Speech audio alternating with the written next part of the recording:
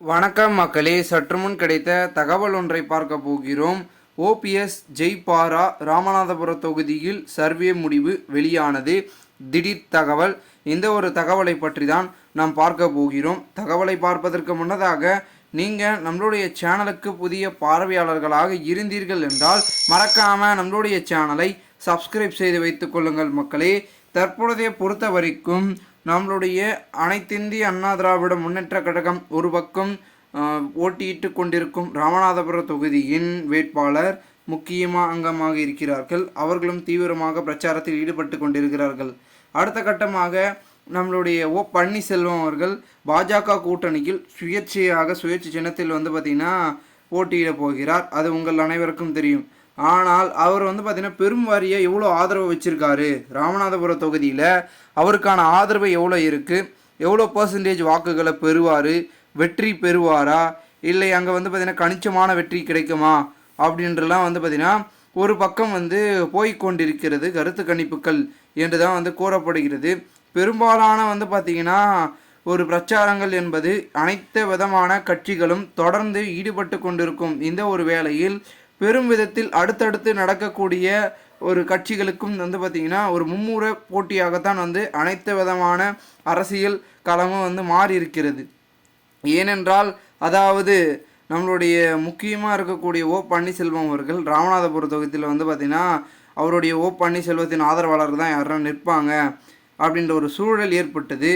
ஆனால் அதெல்லாம் இல்லை, நம்ம பார்த்திங்கன்னா பன்னீர்செல்வம் அவர்கள் நம்மளே களமிறங்கி விடலாம் அப்படின்னு ஒரு முடிவை எடுத்து தற்பொழுது பன்னீர்செல்வம் அவர்களும் பார்த்திங்கன்னா தற்பொழுதைய சூழலில் ராமநாதபுர தொகுதியில் இறங்கி நம்மளுடைய அரசியல் களத்தையே சூடு பிடிக்கின்ற சூழலில் பார்த்திங்கன்னா பன்னீர்செல்வம் இருந்து கொண்டிருக்கிறார் என்றும் கூறப்படுகிறது.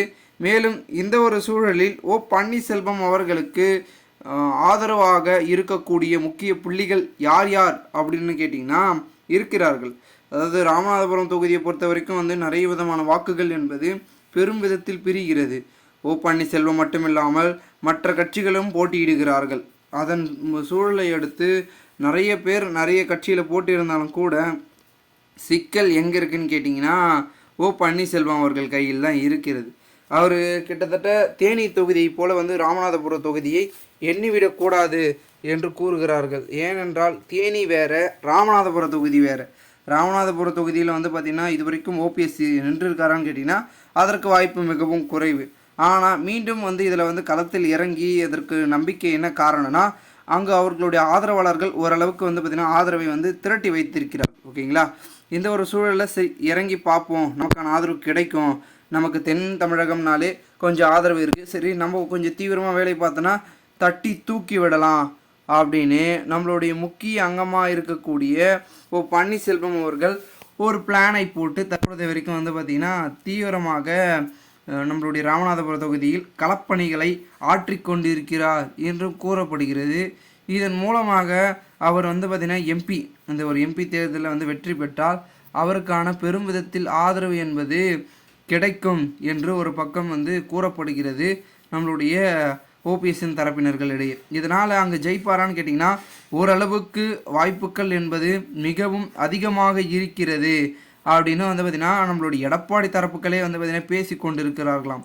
ஏன்னா பார்த்திங்கன்னா மீனவர்கள், அதன் பிறகு அங்கே இருக்கக்கூடிய முக்கியமான பார்த்திங்கன்னா ஆதரவு மக்கள் பார்த்திங்கன்னா சமுதாய வாக்குகள் என்று பலவிதமான வாக்குகள் என்பது நம்மளுடைய ஓபிஎஸ் பக்கம் திரும்பும் அப்படின்றது பார்த்திங்கன்னா உறுதிப்பட சொல்லி கொண்டிருக்கிறார்கள். இந்த ஒரு சூழலில் அவருக்கு சின்னம் ஒன்று ஒதுக்கப்பட்டு இருக்கிறது, பலாப்பழம் சின்னம்.